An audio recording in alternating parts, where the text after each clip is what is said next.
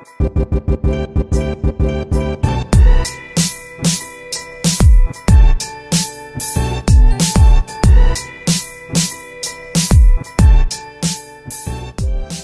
to this episode of Corey Learnings. I'm your host, Andrew Pate. With me is Justin Holder, as always. Justin, we're talking dating apps today, specifically Bumble. Bumble is trying to make it IPO official because the female-centric dating app, locally based here in Austin, has confidentially filed an S-1 with the SEC to become a public company. They think the time is going to come out potentially around February. No important days in February that they might be trying to specifically time to go public by. They missed cuffing season, so yeah, they missed cuffing gotta season. hit the next one. So they're going to try to hit Valentine's Day, but they're seeking a valuation between $6 and $8 billion. So the question is, why didn't you start a dating app between $6 and $8 billion? I am regretting every decision I've ever made to this point now. I've got some ideas. Might be a little toxic, but Yeah, maybe we don't want to hear them. But the whole point of Bumble is obviously that it's supposed to be female centric. It's female first mover led, I guess you could call it. They have to make the first move. It lets them be in control. Both of you and I have used this app, and we're not the only ones, considering that they now reportedly have over 100 million users globally. So I would say they found a footing, and amongst those 100 million users, they pulled in about 240 million in revenue within the past year. I think that could even be lowballing it, considering the fact that their demand and growth exploded, considering everyone got stuck in their homes and turned on their phones, and when they couldn't date normally and meet people in normal ways, for example, a physical office, because those don't exist anymore on a large scale, they fired up Bumble and they got to swiping. Wow. Yeah, it makes a lot of sense. I mean, it sounds like you have a lot of experience here. I've got some experience. We're not going to go any further than that. But yes, so I do think it's good. It's nice to see a local company going public like this. And I think that it's going to, I think it's going to be a good thing for them going out public. It gives their private equity backer, Blackstone Group, an exit. It gives employees with stock options an exit. And I think it can even bring more public awareness to their brand, because while I know a lot of people know of the app, I still feel like it's obviously not the most known. Tinder's the most known, but it's still not quite there in terms of global brand recognition and usage. It's seen as the younger sibling, even though it's the better sibling. Yeah, and it allows a semi, shift in perception too, going public. I would assume to people that don't know too much about it or just kind of surface level about it. You and I might not be the best, people to talk about that part, just because we are in the major demographic of Bumble. But yeah, I think it provides a lot of opportunities, and I mean, you and I living in Austin, we've seen all of the advertisement and stuff here, especially for all their, private events and stuff that they hold, only Travis Lake Austin, all around town. Campus ambassadors. Can't miss it. Yeah, exactly. I'm sure around all college campuses, they do stuff like that too, but especially here in Austin, we see a lot. Exactly. And the thing that's incredible is Bumble's only 6 years old and it has 100 million users. So do we think that we're going to keep seeing this skyrocketing growth after it goes public? I think we'll see growth. I don't think we'll see skyrocketing growth, just because it has been out for a while. I mean, 6 years is a lot for a dating app. I think we were talking about this before, is like, these things get all their users and then people kind of start moving on to the next one. It's like fitness trends. This one going public might revitalize some of it. And I think you'll see growth, kind of how we've talked about, but that, initial surge like they had when they first started of being, the new hot app that put, female users first, that kind of set them apart from Tinder and all the other ones. Tinder was the biggest one at the time.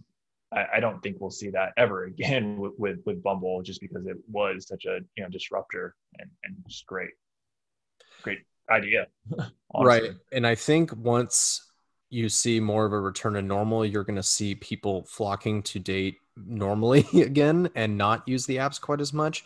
But you're still going to see an incremental capture of active new users that were not previously using you before the pandemic started.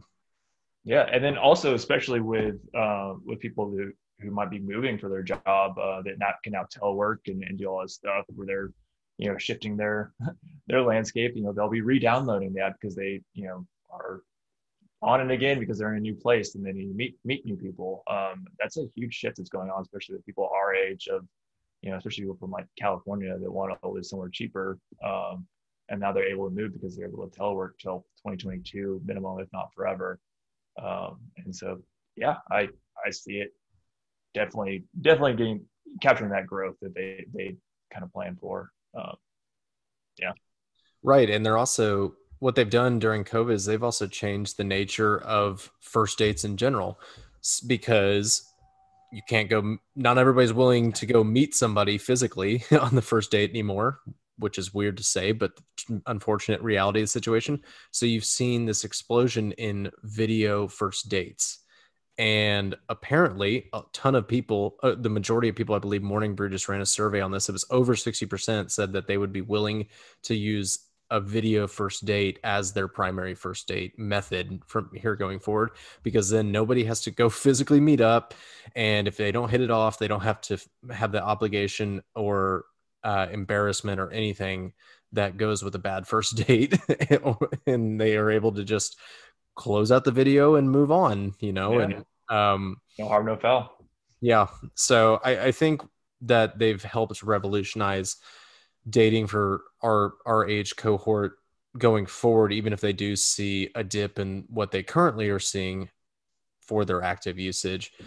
But I think that them going public is going to be a net positive for the company. Obviously, it usually is a good sign for a company, but specifically what I mean is they're going to have more access to public dollars. It's going to raise their public brand profile.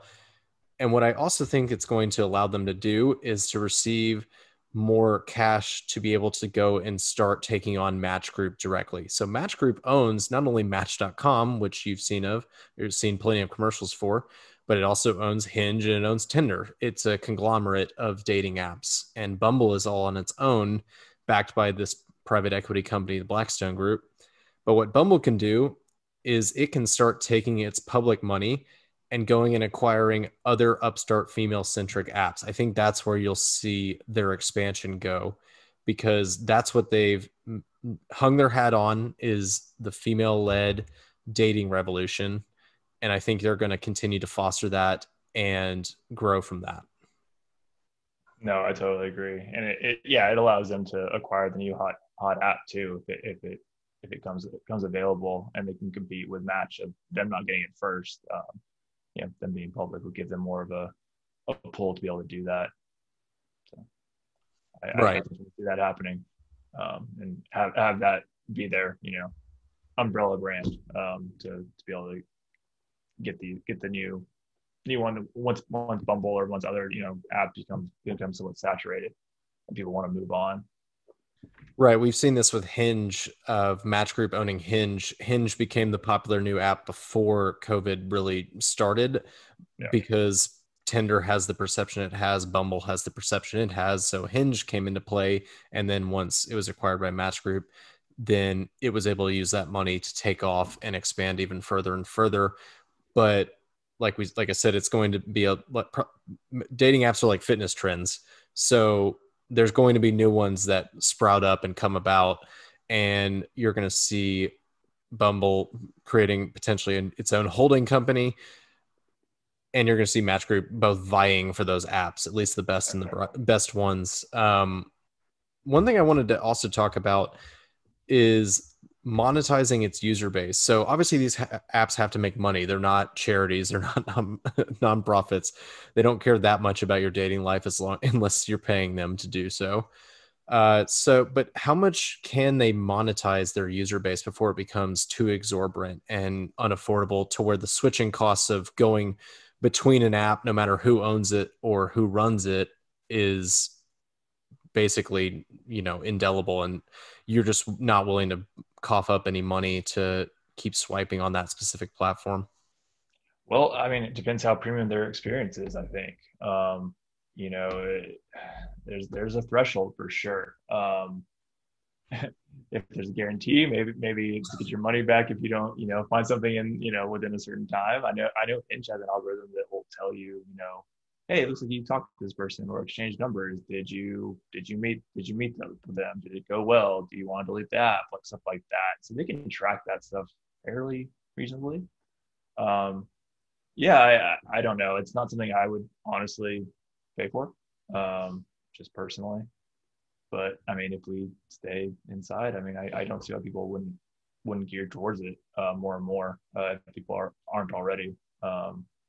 I think that's where the continuous acquisitions come into play too, because if you're not overtaxing one user base, even if it is a bigger user base, what you can do is you can spread the distribution of revenues out between multiple apps and not charge people quite as much. So even if they are switching between the apps, you're still getting those revenues as long as they're staying within your app portfolio. For sure. Yeah, that's where they do advertisement too. I mean, if you've seen on the apps, I mean, it's been a while since I've been on, but you do advertising, yes. And Bumble also has the BFF feature, which is not even intended for dating. It's for, like you mentioned, people moving to a new place and they're looking to meet people. It's harder than ever right now. It's still going to be hard, even when you're able to go sit in a restaurant without having a respirator over your face. So I think, yeah, you spin that out, you make its own app, and or a part of Bumble where you're choosing restaurants and they get advertisements from restaurants to be able to, implement them into dates and kind of create an experience. I mean, I think they're gonna keep transitioning and keep evolving as the digital world evolves with it. Right, they're still nimble and able to be and keep their finger on the pulse of what people want to actually do. Exactly. Yeah, so I think that's going to be at least my personal prediction is Bumble will start to acquire female-centric apps and other apps that it feels fit with its core values and brand going forward, and it's going to start taking aim directly at Match Group. We'll see who wins in the stock valuations, I guess. Absolutely. Well, we'll pay all in the name of love and money. We'll pay. All the viewers want to know. I mean, are you on the app? Are you on Bumble? Are you willing to do a video chat for a first date? To be determined. To be determined. Oh, come on. I'm fleeting. Anyway, like, rate, review, subscribe. Thank you for listening. See you next time. Bye.